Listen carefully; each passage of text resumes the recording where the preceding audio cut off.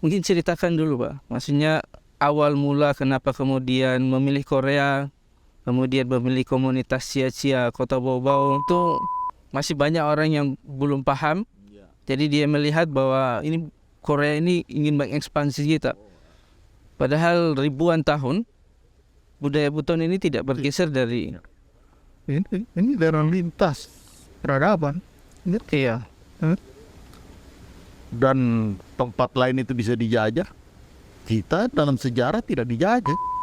Karena ketika saya jadi wali kota pertama di tahun 2003 itu, saya mengadakan kunjungan ke Kalimantan, Iya. Balikpapan, Samarinda. Saya disambut oleh masyarakat Buton yang populasinya besar. Assalamualaikum warahmatullahi wabarakatuh. Kembali lagi bersama saya Dirana Talks. Saya Arya. Malam ini bersama Bapak Dr. MZ Amirul Tamin, MSI, Wali Kota Bau-Bau 2003-2013, dan hari ini sebagai legislator anggota DPD RI sampai di 2024 nanti. Oke, hari ini kita akan diskusi soal Korea, Bang Khair. Oh, Korea. Iya. Iya. Jadi Korea ini jadi kebanggaan, sekaligus itu jadi diskusi kritis di kalangan Iya. anak muda sekarang. Nah, barangkali untuk membuka perbincangan kita itu barangkali mungkin ceritakan dulu Pak, maksudnya awal mula kenapa kemudian memilih Korea, kemudian memilih komunitas Cia-Cia Kota Bau-Bau untuk dikolaborasikan bersama Korea. Sebenarnya yang pertama itu, ini barang tidak disangka bisa ketemu dengan Korea. Tapi cerita awalnya itu ketika Bau-Bau menyelenggarakan simposium penaskahan internasional 2006 di Bau-Bau. Pada waktu isu untuk penyelenggaraan simposium penaskahan internasional itu, memang calon kuat untuk menyelenggarakan itu Palembang dan Kutai. Iya. Begitu ada isu itu saya masuk, karena memang visi pertama saya waktu jadi wali kota Bau-Bau itu ingin menjadikan Bau-Bau sebagai pintu gerbang ekonomi dan pariwisata Sulawesi Tenggara. Tentu kalau kita bicara pariwisata dan lain sebagainya, tidak cara terupanya itu tadi masuk ke pada Cia-Cia. Jadi kita ketika isu penaskahan itu kita dianggap sukses lah. Salah satu yang datang tamu itu orang Korea, guru besar. Singkat cerita, pada 2008 saya ditelepon sama si guru besar itu Dan Korea. dari Korea. Konon ceritanya ada salah satu NGO di Korea ingin membangun suatu kerjasama dengan satu kota daerah di luar Korea yang dipilih pada waktu itu Afrika dan Filipina. Sang profesor yang pernah ke Bau-Bau dia tawarkan ada satu kota di Indonesia namanya Bau-Bau. Iya. Kalau dicari di peta kan nggak ada. Dicoba nah Iya. negosiasi dengan saya. Ya saya katakan, oh iya kami siap lah. Datanglah mereka pada waktu itu, kalau saya tidak salah 4 ini besarnya dengan dokter-dokter itu MC. Salah satunya itu adalah cucu ke-21 dari Raja Sejong yang King Sejong. Sejong itu yang menemukan Anggul itu. Iya, Hanggul. Jadi gitu. Cerita singkat datang mereka di sini ingin melihat. Pada saat bersamaan saya mendapat membaca satu media di koran itu bahwa ada pernyataan dari Wakil Presiden Yusuf Kala bahwa ada beberapa bahasa daerah itu punah. Iya. Karena tidak ada dokumen. Salah satu yang saya pernah ingat bahwa kalau Wuri-Wuri atau Iya, Wali-Wali. Itu aksara Wali. ada aksara Arab Bundo kan. Iya, ada pun. Beberapa yang lain itu bisa dipakai huruf Latin. Tapi konon cia-cia itu tidak bisa diwakili dengan Latin dan tidak bisa diwakili oleh Arab Bundo itu. Iya. Tetapi anehnya Hangul bisa mewakili semua kotonan dari bahasa cia-cia itu. Itu poin yang pertama. Bagaimana menyelamatkan bahasa cia-cia di masa depannya. Jangan hanya dia bahasa tutur, tapi tidak terdokumentasi. Mungkin itu manajemen nilai yang bukan dia pada waktu itu menemukan itu. Kalau alasan lain selain karena dia cocok secara bahasa, cara karakter tulisan, ada hal lain yang Hal lain yang itu kaitkan, yang pertama, masyarakat saudara kita Cia-Cia ini, karena ketika saya jadi wali kota pertama di tahun 2003 itu, saya mengadakan kunjungan ke Kalimantan, iya, Balikpapan, Samarinda. Saya disambut oleh masyarakat Buton yang populasinya besar. kayak diaspora begitu. Diaspora Buton, tapi didominasi oleh Cia-Cia. Cie. Oh iya. Terus mewasangkan. Artinya saudara-saudara kita yang Cia-Cia ini merantau. Tetapi sayangnya mereka merantau itu ketika mungkin tidak tamat SMP, hanya tamat SD. Oleh sebab itu, ini tanggung jawab kita sebagai pemimpin ini harus punya tanggung jawab bagaimana agar mereka jiwa perantau ini tapi juga harus siap. Ya. Jadi selain alasan menghindari kepunahan bahasa, alasan kedua itu untuk kemudian membangun kolektivitas diaspora tadi di luar. Kan? Karena mereka ini kan kerjaan. Korea salah satu negara yang punya investasi besar di Indonesia. Kita berharap bahwa anak-anak kita ini bisa menjadi pekerja dari industri-industri atau investasi-investasi dari Korea. Tapi saya penasaran sebenarnya Pak, kenapa Korea? Karena Korea kan kita tahu terkenal sama K-pop, drama Korea. Ada tidak untuk alasan-alasan seperti itu? Maksudnya karena ketenaran, bawa-bawa juga ingin tenar seperti Korea, makanya kita pilih Korea. Pada waktu itu saya nggak tahu karena saya juga bukan penonton sinetron. Jadi Drama Korea. Saya tidak paham itu bahwa ada drama Korea seperti itu. Jadi saya jauh dari melihat ternyata ada drama Korea yang mungkin bisa dikaitkan. Jadi sama sekali tidak sampai ke situ. Tapi saya hanya berpikir dari bagaimana menyelamatkan Kepunahan bahasa tadi. itu, kemudian bagaimana mereka bisa menjadi masyarakat kita ini bisa nantinya punya peluang-peluang kerja dengan industri atau investasi Korea karena dia negara industri yang cukup maju ya. Iya.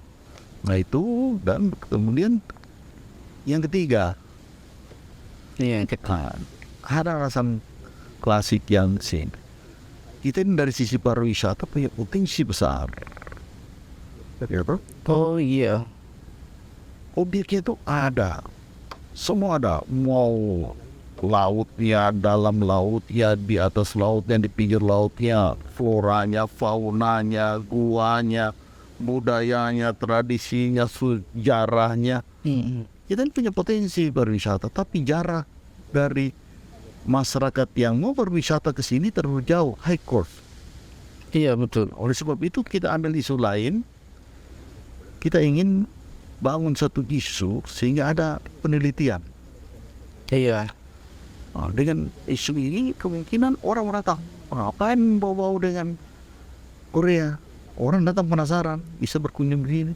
Setidak-tidaknya orang-orang Korea datang ke sini untuk penelitian, atau yang sudah masuk di Indonesia ini, Iya. mereka pengen datang di sini untuk melihat itu isu strategi lainnya.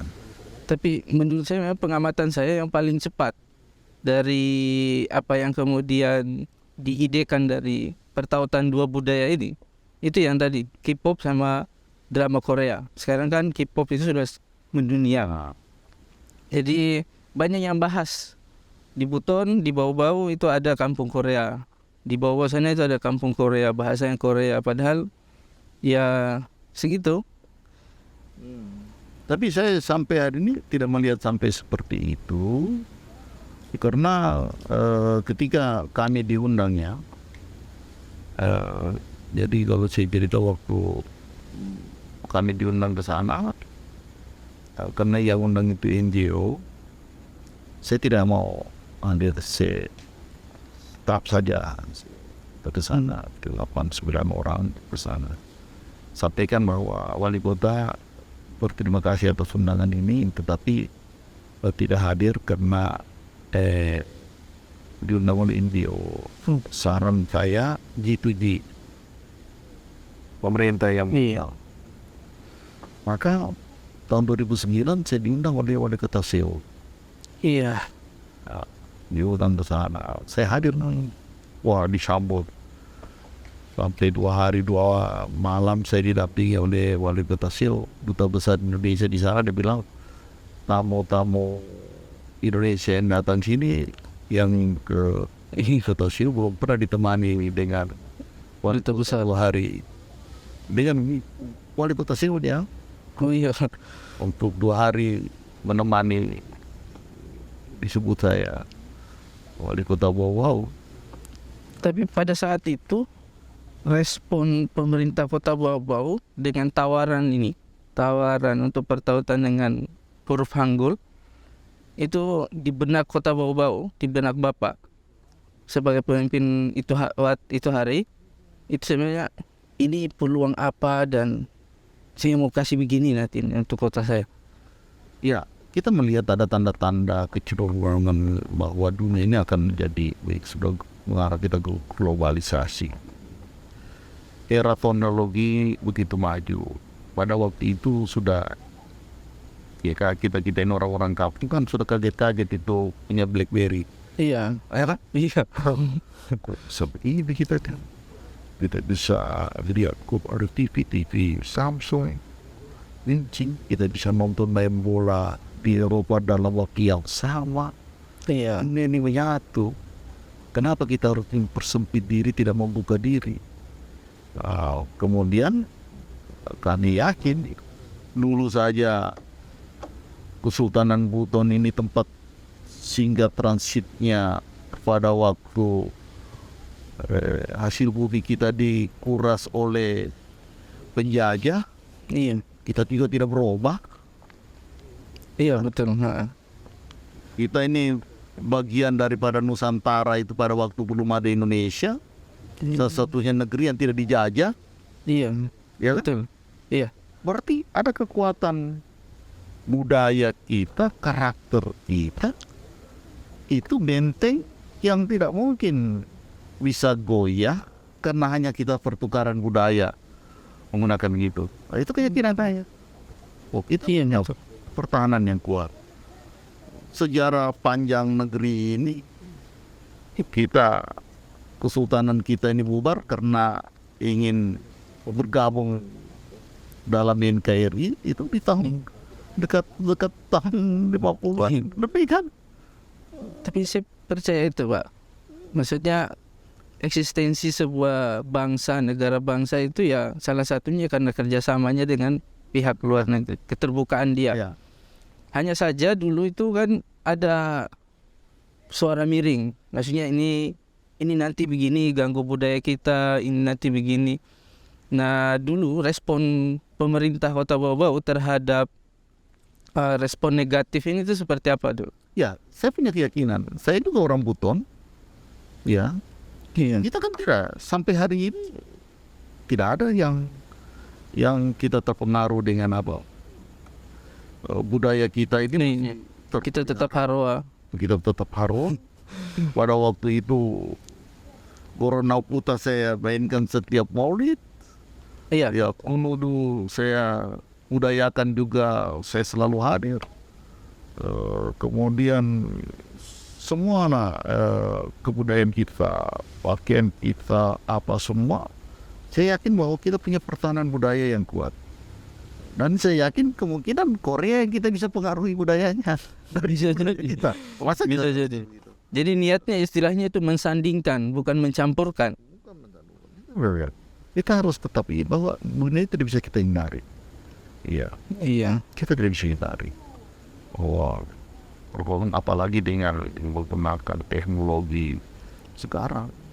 Kalau reaksi negara lain, Pak. Korea ini kan punya kompetitor ini, Amerika, Jepang. Itu bagaimana dengan Kota Bau? Apa dihubungi juga, Pak? Saya 17 media Jepang, 17. saya sudah lupa, tapi mungkin semua media Jepang itu mengejar saya. Karena keputusannya. Keputusan kerjasama dengan ada apa? Saya cuman pada waktu saya didatangi oleh Jepang, ada dari Amerika, dia bilang, kenapa Anda? Saya bilang gini, saya bahasa kelakar aja. Iya. Indonesia ini kami ada 500 kabupaten kota. Iya. Ya toh. Kalau pemerintah pusat itu dia nangani setiap hari satu kabupaten, sementara 1 tahun itu hanya 365 hari. Kami tidak kebagian. Oke, iya betul. Kami siapa yang tahu wow. Ya toh? Iya. Indonesia itu yang dikenal itu kalau ada bencana, kalau ada kerusuhan, Iya. ya, kalau ada kejadian tertentu, terkenal daerah itu kan. Iya. Nah, kita yang aman-aman damai ini, siapa yang mau tahu? Oleh sebab itu saya bilang, kita adopsi ini dan tidak akan merubah apa-apa. Ya. Kami ingin tahu bahwa kami ini juga bagian daripada republik, kami punya potensi besar, kami punya mimpi besar, ya. Iya. Maka Anda harus tahu. Si profesor bilang, Anda sudah dikenal. Saya datang dari Amerika Iya. karena ini. Iya. Ya, seperti itu. Kalau ada tidak tawaran lain, saya bahasa Jepang sama yang lain gitu. Biasanya tawaran yang ingin mengganti ini Korea. Tidak sampai ke situ, karena saya bilang begini, ya saya terus masuk pada bagaimana pernyataan wakil presiden pada waktu itu. Ini kita menghindari kepunahan. Iya betul. Menghindari kepunahan sehingga kita perlu dokumentasi.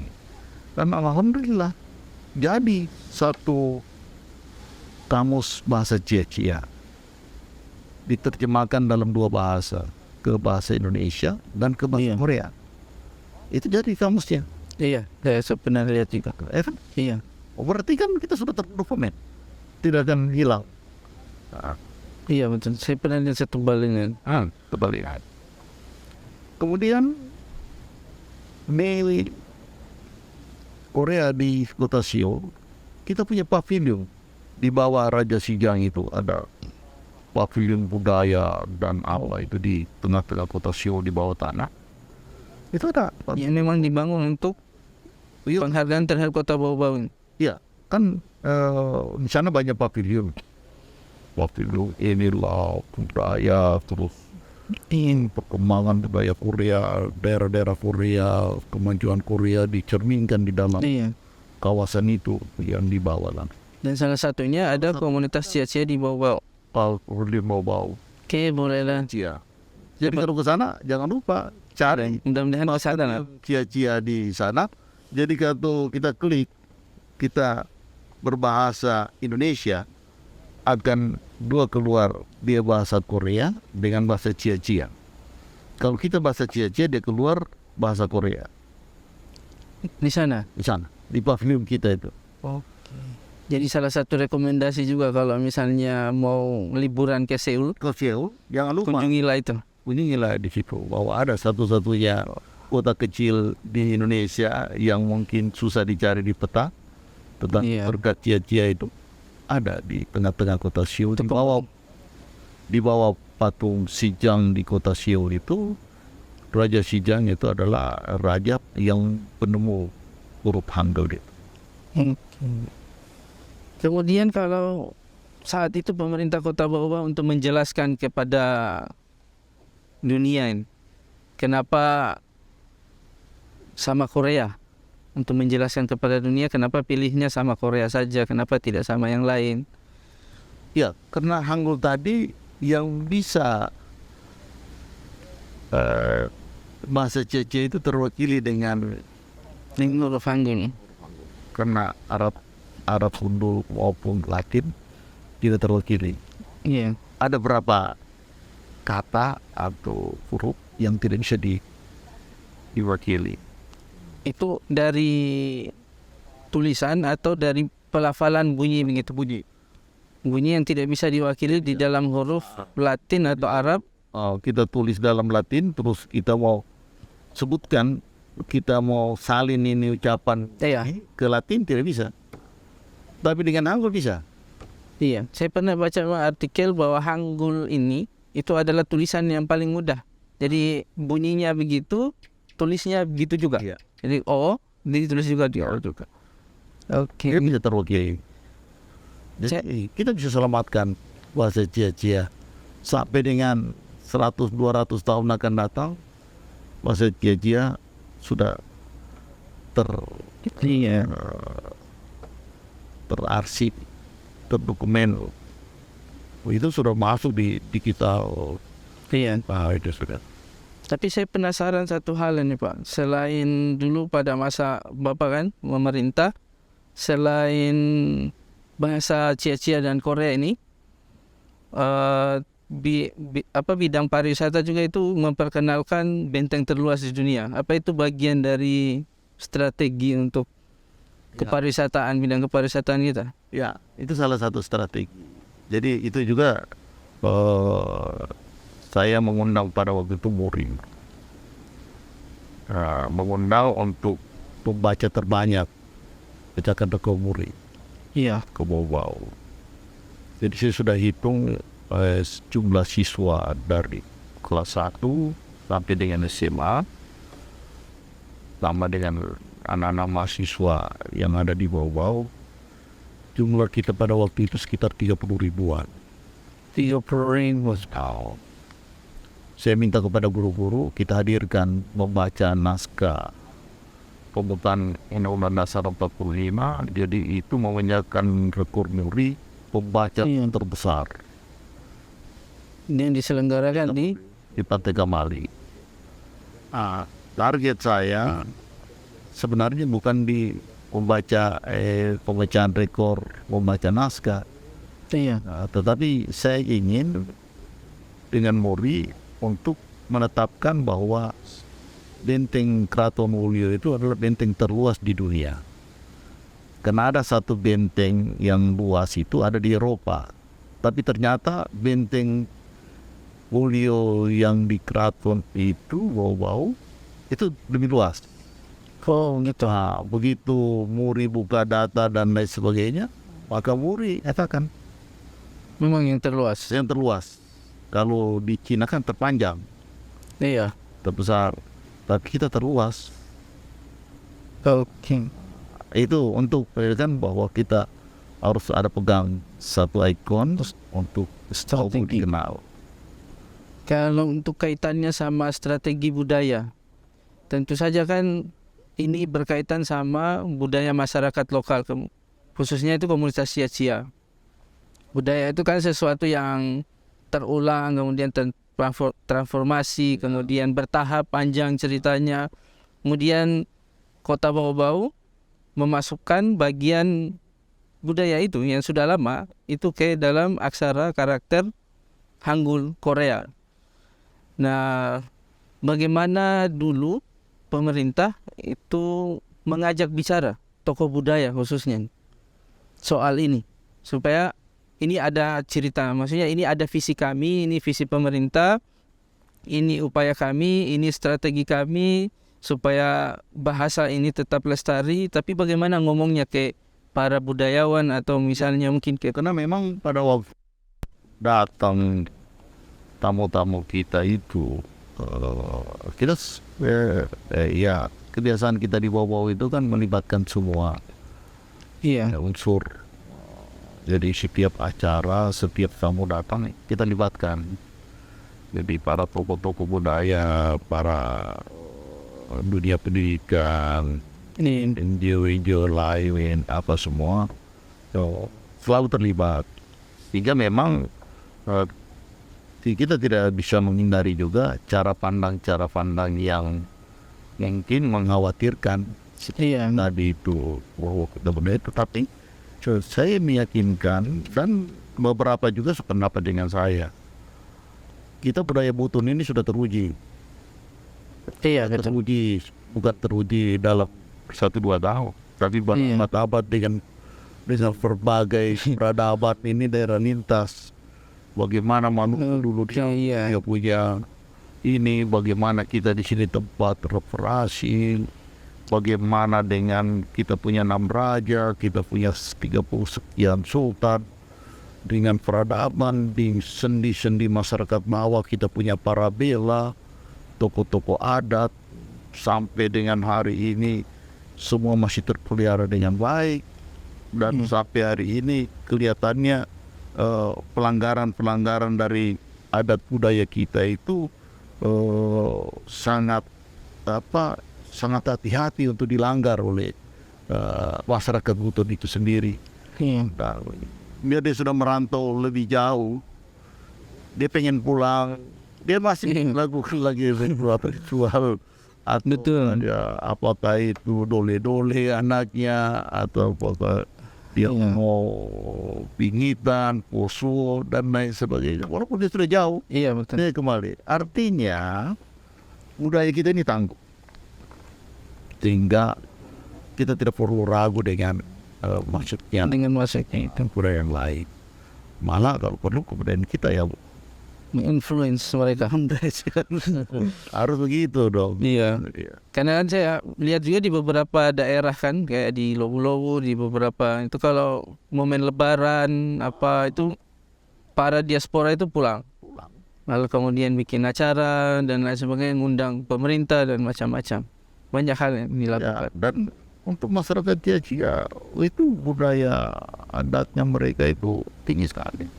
Pesta-pesta adat itu kan 1 tahun 2-3 kali itu mereka diaspora yang di luar itu datang dan hadiri. Itu di komunitas-komunitas Tiacia, bukan hanya komunitas Tiacia yang ada di bawah, tapi yang di luar bawah pun mereka itu tetap mengikat. Oleh sebab itu saya tidak pernah ragu untuk saya tetap yakin bahwa budaya kita bisa menerobos masuk ke budaya-budaya lain dengan karakternya sendiri. Tapi dari perbincangan ini saya menarik satu kesimpulan sementara, sederhana dan kecil ini, bahwa memang kayaknya kita butuh seperti itu. Maksudnya kita butuh memperkenalkan budaya kita, mempersandingkan, kita ngajak ke sini itu bukan untuk upaya mereduksi budaya kita, tapi mempertunjukkan bahwa kita ini orang yang tangguh secara budaya. Masukkan apapun budaya kamu, kami tetap berdiri sebagai sebuah bangsa. Ini itu ya. Itu mungkin yang hari ini itu masih banyak orang yang belum paham. Jadi dia melihat bahwa ini Korea ini ingin mengekspansi kita. Padahal ribuan tahun budaya Buton ini tidak bergeser dari ini daerah lintas peradaban. Dan tempat lain itu bisa dijajah. Kita dalam sejarah tidak dijajah. Iya betul. Berarti ada ketangguhan budaya yang kita miliki. Kenapa kita menjadi orang Buton yang ada di Buton sekarang harus kerdil cara pandang kita kalau ada budaya lain? Kita harus bisa dengan apalagi dunia global sekarang terbuka. Iya. Oke, kalau menurut Bapak selain ketangguhan yang kita miliki sebagai warisan turun-temurun tadi, nah hari ini kan kita menghadapi tantangan yang terus berubah. Ya. Untuk kemudian menjaga ketangguhan ini, menurut Bapak itu mestinya itu seperti apa? Ya, satu-satunya dunia pendidikan. Yang harus bagaimana maju di sini supaya anak-anak yang punya keluarga keterbatasan tidak harus putus. Iya. Jadi ya kita berharap perguruan tinggi yang ada di sini mengembangkan diri ya, dan masyarakat di negeri ini harus bagaimana mendukung membesarkan perguruan tinggi mulai dari sekolah-sekolah mulai tingkat kanak-kanak SD, eceran Iya. sampai perguruan tinggi, dan kita berharap juga perguruan tinggi bisa membaca peluang-peluang dengan ya, bidang-bidang studi yang memang dibutuhkan pada masa depan. Karena kita takut bahwa nanti tahun emas kita 100 tahun ini kita lemah dari sisi sumber daya. Iya, sembilan manusia. Oleh sebab itu, maka kalau menurut hemat saya, budaya kita kuat, tetapi tantangan bagi dunia pendidikan kita. No. Oleh sebab itu, ketika saya selalu katakan, kenapa harus ada prosedur, harus ada syarat ini membuka perguruan tinggi. Konstitusi kita mengatakan bahwa kita ini merdeka, betul? Iya. Salah satu tujuannya itu kemerdekaan ini kita fokus untuk mencerdaskan kehidupan bangsa. Mencerdaskan kehidupan bangsa. Kalau di situ ada guru dan murid, biar di bawah pohon. Kalau itu tujuannya mencerdaskan, kenapa mau dihalangi? Iya. Ya Pak? Betul. Apalagi ada pihak-pihak yang sudah mau bangun gedung, punya inisiatif membuka itu. Iya, sepakat saya teh. Itu harus kita dukung. Jadi di pandangan saya, kenapa terlalu panjang kita birokrasi? Bahwa syarat mendirikan perguruan tinggi harus syarat ini.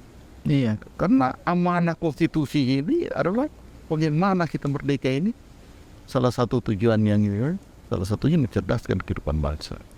Iya. Bicara soal pendidikan, Pak, saya ingat itu dulu. Beberapa adik kelas saya kayaknya dulu. Dia akhirnya kuliah sekolah ke Korea. Nah, ini bagian dari kerjasama atau memang ini tujuan dari kerjasama kita membuka diri sama Korea ini?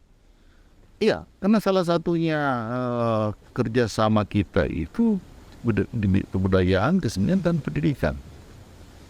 Dan dia buka peluang untuk kita diberikan peluang untuk kalau anak bau-bau dan itu sana cia-cia yang mau Iya. berangkat ke sana, itu diberikan beasiswa.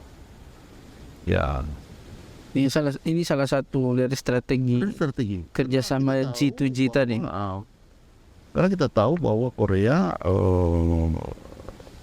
dari sisi teknologi pendidikan cukup baik. Ya, kenapa tidak kita harus belajar? Iya. Tidak memanfaatkan kerjasama ya.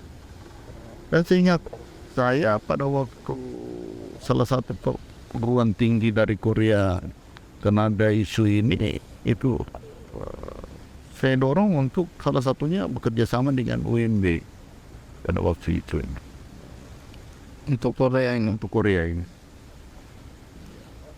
Terus mungkin kita kembali sama Korea ini. Dulu kembali ke Korea, tapi kita coba bawa ke masa depan. Legacy. Masa depan. Iya.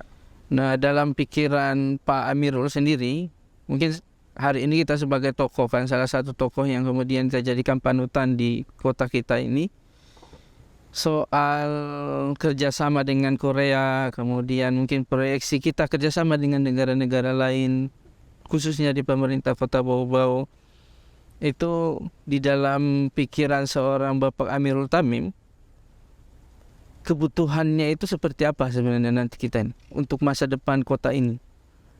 Jadi kalau kita lihat dari potensi yang kita miliki, kemudian yang belum kita bisa garap maksimal. Yang pertama itu di sektor kelautan, ya kan? Iya. Potensi laut kita dalam data-data yang ada sepengetahuan saya di sekitar kita ini cukup besar potensi kita, karang-karang kita. Tantangan kita ini kan budaya yang mau cari gampangnya, seperti masih ada bom, apa dan lain sebagainya, ya kan. Kemudian belum ada fasilitas-fasilitas pendukung untuk itu.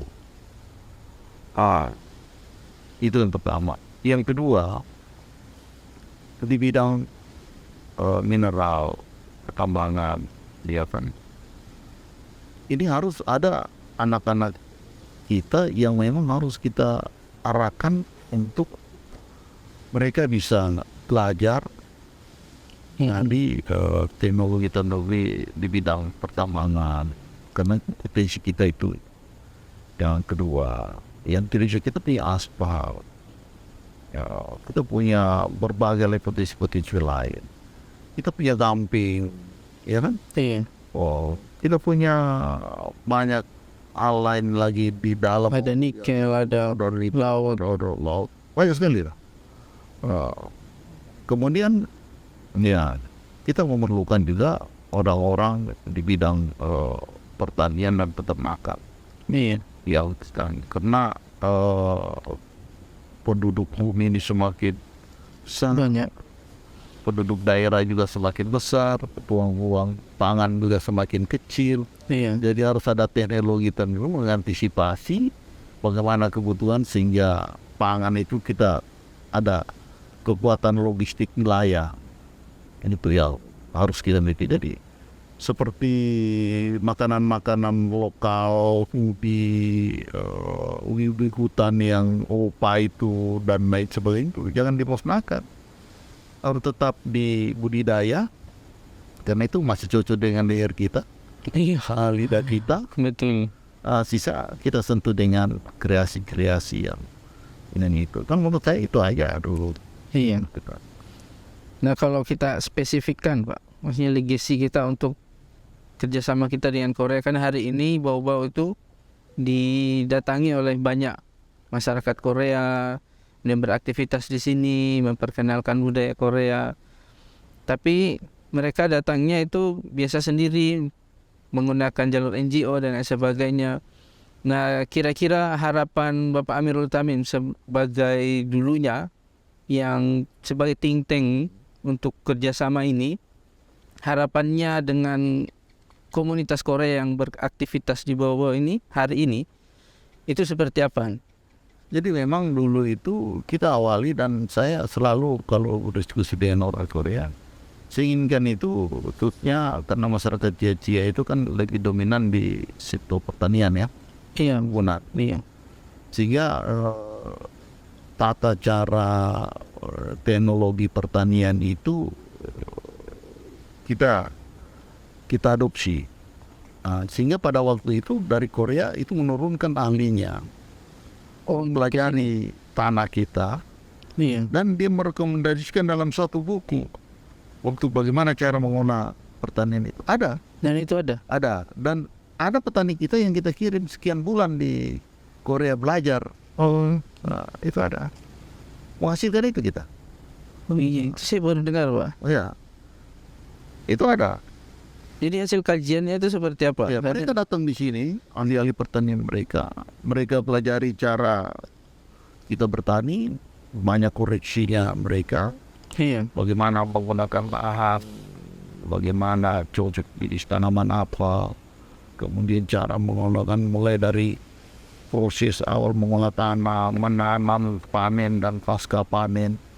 Itu ditulis dalam diceritakan itu cara kita, kemudian direkomendasikan Berdasarkan hasil kajian mereka dengan potensi tanah kita dengan teknologi yang masih kita miliki. dan beberapa petani kita kirim ke sana untuk belajar untuk itu. Oleh sebab itu saya buka SMK pertanian di Kaisar. Yang yang di Kisahku sekarang. Sekarang di Gonda. Gonda. Iya, Gonda. Itu adalah bagian daripada Rencana besar dengan Korea ini. untuk Oh, pertanian itu. Dan mereka di awalnya mereka dukung. Mereka datangkan ahlinya, datangkan gurunya untuk kita mau mulai dengan pengen itu. iya. Bagian ini saya baru dengar, Pak. Misalnya sebagai orang saya baru dengar ternyata SMK pertanian yang di Gonda itu Adalah bagian daripada kerjasama dengan Korea ini. dan rekomendasi yang tadi kita sudah lakukan. Oke. Sampai segitu, sampai Sampai sini. sedetail-detail gitu. Sampai sedikit. Oke, untuk barangkali kami, pesan buat kami barangkali untuk anak-anak muda, anak sekolah sekarang, dengan kita tidak bisa menghindar lagi dengan akulturasi budaya. Mungkin perannya untuk tetap menjaga ketangguhan budaya kita tadi. Jadi bagi kita yang pertama kita tidak harus cengeng waktu bahwa kita gampang terpengaruh, kan begitu. Iya. Jadi kita harus tetap optimis bahwa kita tangguh, Iya. ya kan? Nah, itu bisa dibuktikan diaspora Buton itu ada di mana-mana. Dia biar sudah sekian puluh tahun di luar, dia pulang tetap. Jadi sebenarnya waktu ketika kerusuhan Maluku itu orang Buton yang sudah sekian generasi, tapi begitu kerusuhan dia kembali di sini, dia bisa beradaptasi Iya. Tanpa harus belajar meninggalkan budayanya. budayanya. Kan itu satu contoh bahwa budaya Buton tangguh.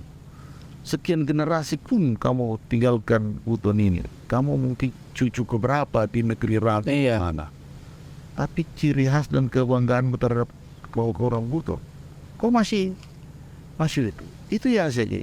Oleh sebab itu pesan saya,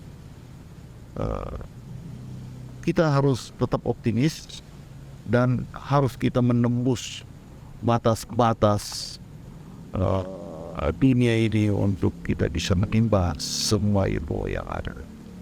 Oke. Kalau untuk tugas kebudayaan bagi anak muda, Ya, itu kira-kira seperti apa? Maksudnya tugas kita menjaga kebudayaan, melestarikannya atau mensosialisasikannya. Tugas. karena kita di kota, saya selalu ingatkan bahwa penggunaan ruang-ruang kota itu jangan sampai kita ini terjebak dengan euforia modern,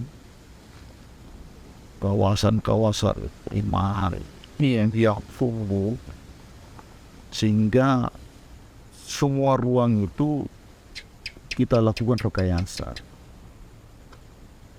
Harusnya tetap harus kita jaga. Katakanlah seperti dalam Benteng Keraton. Iya. Ya, dulu saya sudah keluarkan keputusan wali kota di sini, dilarang membangun beton kecuali di daerah belakang rumah. Oke. Iya. Ya, Dalam kawasan. dalam kawasan betul. Dan ketika kita bangun kawasan Panagi Mata, rumah sakit, kantor dan lain sebagainya, jangka panjangnya itu SD yang di dalam Benteng Keraton itu akan kita rubuhkan, kita pindahkan keluar dari benteng. Oke. Kita kembalikan rekayasa ulang, melestarikan kembali bagaimana bentuk Keraton Buton itu. Jadi semacam kawasan heritage nanti. Kita harus jadikan kawasan heritage. Hak-hak orang di dalam tetap tinggal di dalam, tetapi dengan rumah tradisional yang ada. Kemudian sampai naik ke atas, Badia, Wabu-Robo, Laba-Laba di sana itu harus dijadikan kawasan heritage. Kemudian sekaligus berfungsi penyangga. Wow. Biarkan mereka hidup dengan cermin-cermin Iya. karakter yang memang bisa terpelihara itu. Jadi istilahnya modern tapi tetap membudaya gitu. budaya. Dan begitu juga baik fisik maupun ruang harus tetap mencirikan. Tetap mencirikan itu. Jangan sampai kita terjebak memasukkan dinamika kota ke Iya, ke dalam kawasan itu. kita tahu. Kemudian bagi Surabaya juga, saya sudah dulu pada rumah-rumah adat aslinya mereka, karena saya ajak dulu mereka melihat kampung Korea yang Iya. asli. Itu struktur rumah maupun ruang rumah, dapur, dan perlengkapan pertanian itu tidak jauh beda dengan masyarakat petani suku Cia-Cia Yang di Korea. di Korea. Jadi kalau lihat desa Korea, itu bedanya itu karena dia ada kawasan dinginnya kan, Iya, suasana waktu musim dinginnya, iya, sehingga ada proteksi rumah dengan antisipasi musim dingin waktu ada bara api. iya. Tapi kalau struktur rumah maupun perlengkapan dapur dan alat pertanian itu sama. Tapi untuk bagian ini belum ada kajian khusus. Maksudnya boleh jadi komunitas Cia-Cia ini, khususnya yang misalnya di Kota Bawah itu punya pertautan masa lampau dengan Korea. Belum. Belum masuk situ, tetapi ada kemiripan dalam pertanian, alat, Oke, iya. struktur dapur, di mana di sini perhatiannya dapur, di atasnya tempat stok pangan, Iya. itu sama. Iya ya. Sehingga saya bilang saya sudah tunjuk ke rumah-rumah aslinya yang ada dulu di Buhi itu. Sebelah ini amankan ini rumah. Berapa hari lalu saya tanya mana rumah itu. Tapi memang saya lihat Pak, maksudnya ada perbedaan mendasar bentuk rumah. Kalau kita lihat rumah masyarakat di Labalawa, Paporobo, terus kita naik ke Bugi Karya Baru sampai Gonda Baru itu. Ada beda. Iya, ada perbedaan. Beda. Ada beda. Itu menarik. Iya, Menarik ini. Ini kalau bagi saya bilang ini bukan barang kebetulan. Ini rekayasa ilahi. atau mungkin ada pertautan masa lampau. Ini bagian daripada Iya. ilmuwan-ilmuwan yang untuk melihatnya. Saya mengatakan sama yang lain bahwa saya hanya bagian daripada penyambung ini, pembuka tabir-tabir yang seperti ini, tapi saya yakin bahwa butuh ini punya ketangguhan dan tidak usah ragu dengan budaya, Iya, kita tetap membuka diri buka diri. dan berbangga dengan ketangguhan budaya sendiri juga. Itu barangkali pointer kita hari ini. Terus sebenarnya banyak hal sih yang saya penasarankan sama kerjasama kita dengan Korea ini. Nah, salah satunya itu bidang yang kita diskusikan tadi. Iya. Terus soal ternyata selain proyek bahwa biar tidak punah, ternyata ada ingin membangun semangat kolektivisme dari diaspora kita yang ada di luar. Karena kan mereka ini di luar itu pengusaha, punya banyak dana. Kalau datang ke sini kan bisa berinvestasi ke daerahnya. Dan yang ketiga itu jadi strategi pariwisata juga ternyata. Karena memang kita punya high cost. Nah, untuk memotong high cost ya nawarkan pilihan lebih banyak. Nah, salah satunya melalui kampung Korea yang ada di komunitas Cia-Cia di Kota Bau-Bau. Ini menarik, Pak.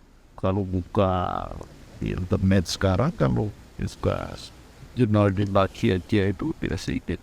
Iya, banyak. Banyak kan Iya, dari berbagai bahasa. iya betul. Wow. Jadi apakah Anda tidak bangga dalam peta Indonesia saja kita hampir tidak kelihatan, tetapi di global kita sudah orang membuat penasaran, Iya. gitu.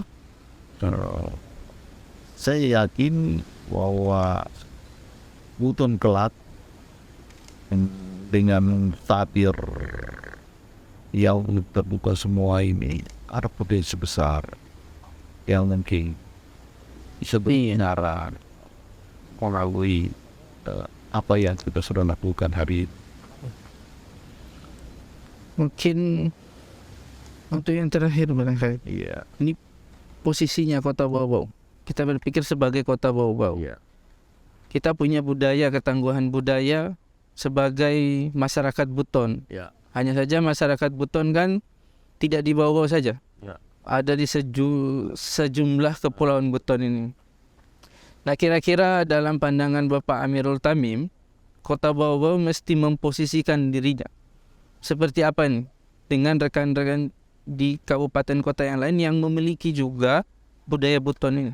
Ya, jadi begini, kita sudah sepakat bahwa Bau-Bau ini akan jadi ibu kota daripada mimpi besar kita, bahwa kawasan ini kita jadikan provinsi.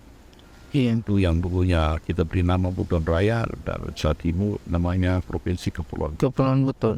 Cepat atau lambat, tapi tetap kita siapkan kawasan ini sebagai satu provinsi. Dan Bau-Bau itu adalah ibu kota. Kemudian Bau-Bau harus tidak harus ambisi untuk semua dinamika kawasan ini itu harus ditempatkan di Bau-Bau. Iya. Bau-Bau ini harus kita siapkan sebagai kota hunian yang nyaman dan pusat pemerintahan yang tangguh dalam memanage kawasan ini dalam persaingan masa depan. Oleh sebab itu ruang-ruang kotanya harus kita konekkan dengan kawasan-kawasan belakang. Kawasan belakang kita ini kan ada Buton Selatan, Iya, Buton Selatan. Buton Buton Tengah deh. Wakatobi, dan negara. Kalau untuk memainkan peran ini, maka memang harus satu kesatuan berpikir. Jadi ketika kita ingin membahas rencana tata ruang wilayah masing-masing, ini harus duduk bersama. Tidak harus kita kena. Kalau kita dukung dengan infrastruktur yang baik, ini kan jangkauannya hanya hitung menit, Iya, betul. bukan hitung jam per jam. Iya. Katakanlah kalau seperti jembatan Buton Mona terjadi, itu kan paling dekat itu kawasan dikalian lihat dengan kawasan Barita Iya. dan Wadia Bero. Ini Bero. Nah, lihat aja itu di kawasan itu. SDM-nya siap, ruangnya siap, Oh, iya, betul. ya kan? Iya. Posisi kita strategis. Iya. Kita berhadapan dengan masa depan Indonesia, Papua dan Maluku. Iya. Kita di kaki depan Sulawesi, Iya, betul. ya kan? Di samping kita ada daratan Sulawesi Tenggara yang kaya. Dia berbeda dan Sulawesi Tengah. Iya. Gerak manusia Buton ini bergerak di area-area itu. Itu kan banyak ke Banggai, Sulawesi Tengah. Itu gerak orang Buton ke sana. Maka manajemen kita harus memfasilitasi dan mendesain dan mengoptimalkan gerak ini supaya ini gerak yang memberikan efek positif terhadap kawasan. Jangan hanya gerak ini dibiarkan alami, tapi Iya. kita menyiapkan efek yang Yang bagus buat itu. dan strategi budaya mesti kita tempatkan di sebelah mana? Strategi budaya adalah bagian daripada keseluruhan itu. Bagian dari keseluruhan itu. Oleh sebab itu, festival-festival, Oke, iya. kemudian fasilitasi terus ruang-ruang terbuka untuk selalu jadi ada ruang interaksi. Jangan sampai ruang-ruang yang terbuka itu kita serahkan untuk menjadi kawasan terbangun. Karena manusia ke depan itu kan kalau kita lihat fenomena sekarang dengan pandemi kan mau mendukung ruang-ruang terbuka. Iya. Jadi artinya ruang ini tadi bukan soal tempat, tapi kemampuan kita berinteraksi sama yang lain. Dan kawasan ini kan, Itu maksudnya ruang tadi. iya. Orang bau-bau ini kan salah satu kebutuhan manusia itu kan ketika ekonominya mapan, kebutuhan pokoknya itu bertambah, itu rekreasi. Iya. Jalan. Iya. Rekreasi dan jalan itu kegiatannya makan, Makan, ngobrol, cerita, nyari teman. Nggak boleh teman. Oleh sebab itu selalu cermin daripada pembangunan fisik, jangan mengabaikan simbol-simbol peradaban. Jadi arsitekturnya harus tetap kita rekayasa, walaupun ada perubahan tapi selalu ada mencirikan ini rekayasa. Iya. Tetap supaya tetap menjadi bagian yang tidak terlepas daripada cara berpikir. Oke, Pak. Saya terkesan sekali sama soal ketangguhan budaya. Iya.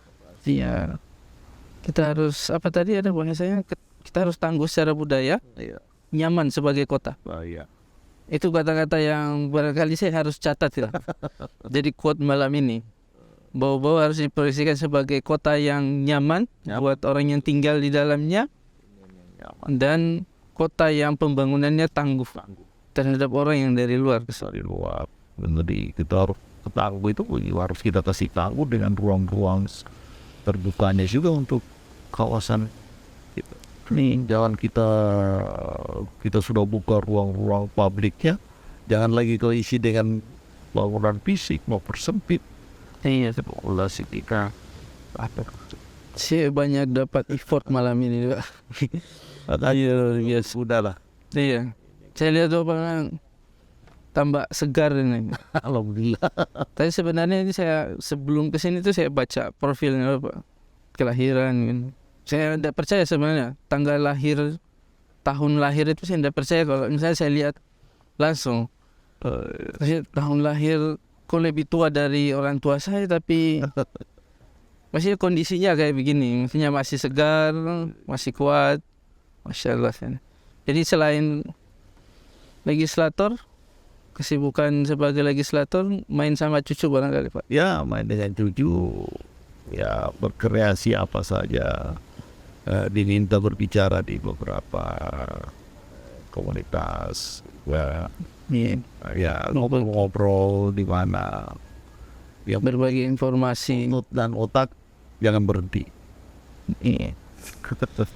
Saya baca juga kebiasaan membaca masih Pak. Ya, karena itu otak jangan apa saja kita baca. Ada target tidak sehari, sebulan? Nggak perlu, kalau kita targetkan itu ada beban. Oh, oke. Jadi seenaknya saja. Iya. Mana kenyamanannya bisa dibaca, mana yang ininya. Karena kalau kita bikin target ada beban. Iya. Tapi untuk rutinitas harian membaca, Iya, apa aja dibaca. Tidak harus masuk perpustakaan, enggak. iya. Kan misalnya, Mau ambil beli satu buku yang baru, baca segitu aja. Bacanya jangan baca seperti kita mau iya. Mungkin itu salah satu apa namanya resep buat awet muda barangkali Pak.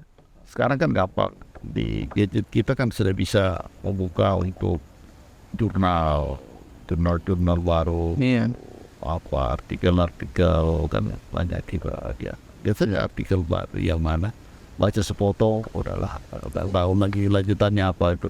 Iya. Ya itu dengar debat-debat daripada diskusi-diskusi ini ya mana yang ini yang teman diskusi dengan Pak Arya memang juga Menurut saya yang banyak dapat asupan nih Pak.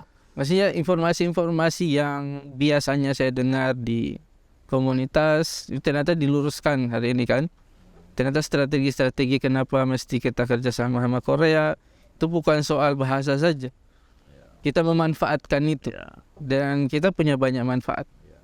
Sampai sekolah, sampai kemudian ada buku tentang kondisi tanah kita dan cocoknya menanam apa, itu saya baru tahu malam ini. Dulunya saya pikir ya saya kenapa buru-buru kita harus kerja sama Korea. Ternyata ada ruang, seperti yang Bapak bilang, ruang yang kita tidak tahu, banyak orang tidak tahu. Mungkin sebagian kita belum tahu tentangnya. Tapi semoga dengan perbincangan malam ini, nanti dari video ini itu bisa membuka sedikit, sehingga kita ketangguhan budaya tadi itu kita ngetes, jangan Korea saja, semua kita dekati, ngajak kerjasama, dan kita sudah teruji. Kesultanan berdiri ratusan tahun, tidak mungkin tidak pernah berinteraksi sama dunia luar. Karena hanya komitmen bersama untuk menjadi bagian daripada NKRI, Iya. kita bubar kalau tetapi tetap kita yakin bahwa kita adalah bagian daripada masa depan itu sendiri. Iya, menarik sekali Pak. Terima kasih sekali untuk malam hari ini. Saya dapat banyak informasi, kami dapat banyak informasi oleh ini. Semoga ini bermanfaat. Ya, sehat-sehat terus Pak. Selamat ya. Iya, terima kasih banyak. Oke, sekian untuk perbincangan Rana Talks pada malam hari ini bersama Bapak Dr. Amirul Tamim MSc yang sangat luar biasa. Banyak hal yang kita pelajari, yang bisa kita pelajari bersama. Saksikan perbincangan ini di channel YouTube Rana Kaca dan sampai jumpa di episode-episode kami selanjutnya. Assalamualaikum warahmatullahi wabarakatuh.